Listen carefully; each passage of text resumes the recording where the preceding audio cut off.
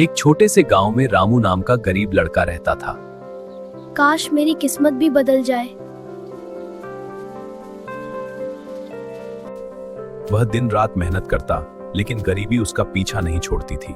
इतनी मेहनत के बाद भी कुछ नहीं मिलता।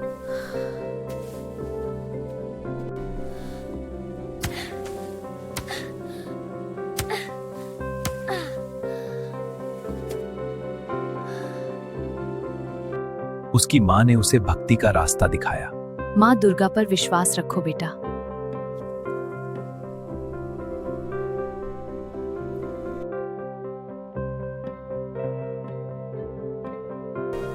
नवरात्रि का पावन त्योहार पूरे गांव में छा गया।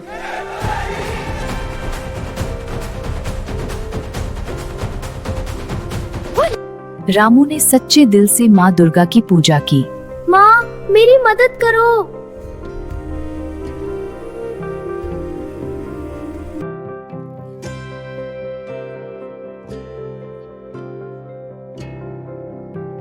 उसने नवरात्रि का व्रत रखने का संकल्प लिया। मैं पूरी श्रद्धा से व्रत रखूंगा।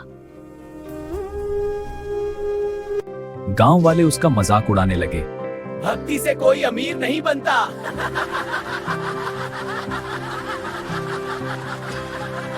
लेकिन उसका विश्वास अटूट था। माँ जरूर मेरी सुनेंगी।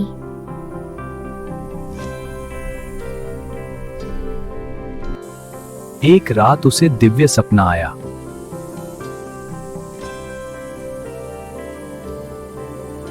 उस पावन क्षण में उसे एक दिव्य उपस्थिति का अनुभव हुआ, जैसे किसी ने उसके जीवन को छू लिया हो। तुम्हारा विश्वास ही तुम्हारी शक्ति है। ये सपना था या सच?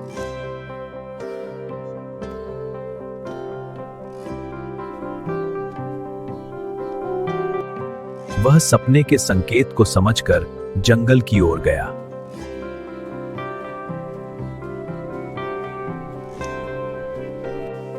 उसे एक रहस्यमयी रोशनी दिखाई दी।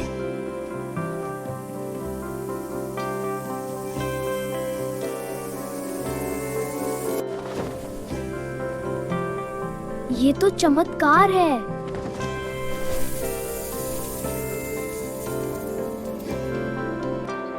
उसकी आंखों में खुशी के आंसू आ गए।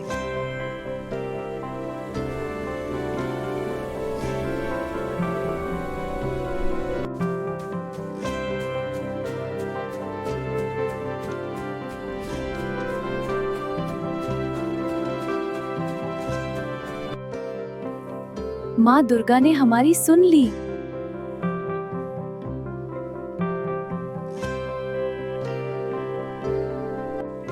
बेटा देखो, हमारा नया घर बन रहा है। हाँ माँ, कितना सुंदर है। हाँ, और जल्द ही पूरा हो जाएगा। उनकी जिंदगी बदलने लगी। अब मैं दूसरों की मदद करूंगा।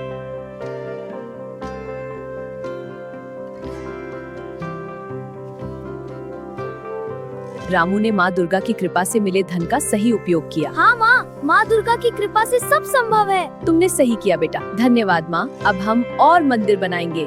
मंदिर बनते ही पूरे गांव में खुशी की लहर दौड़ गई। ढोल नगाड़ों की आवाज गूंजने लगी। अगली नवरात्रि में यह मंदिर और भी भव्य रूप में जगमगा उठा। दूर दूर से लोग दर्शन करने आए। सच्ची भक्ति सबसे बड़ी ताकत है।